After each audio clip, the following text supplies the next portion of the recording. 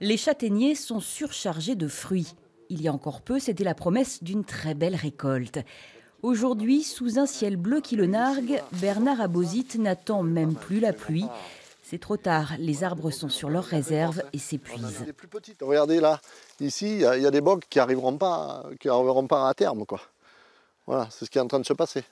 Pour l'arboriculteur, la saison touche à sa fin et elle a été rude.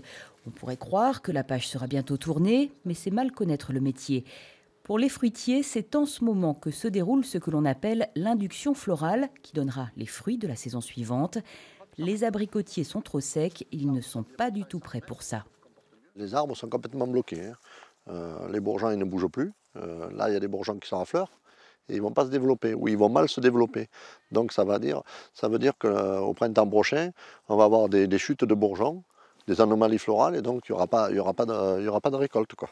Plus à l'est, sur le massif du Coiron, les éleveurs n'en mènent pas large non plus. Pas de pluie annoncée dans les 15 jours à venir. Il n'y aura pas de reprise de verre.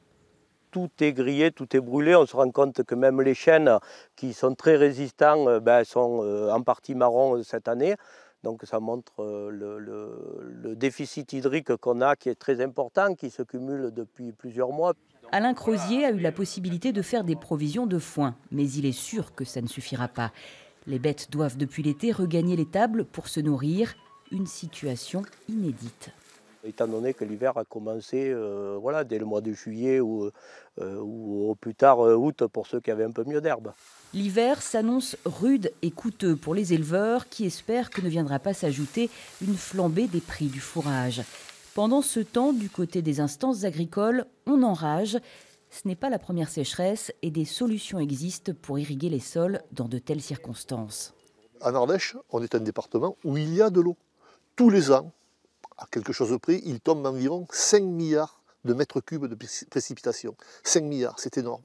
Et aujourd'hui, nous utilisons, nous les agriculteurs, pour l'irrigation, 0,1% de ces 5 milliards. Jean-Luc Flogère en appelle au pouvoir public pour simplifier la réglementation en matière de construction de retenue des eaux de pluie.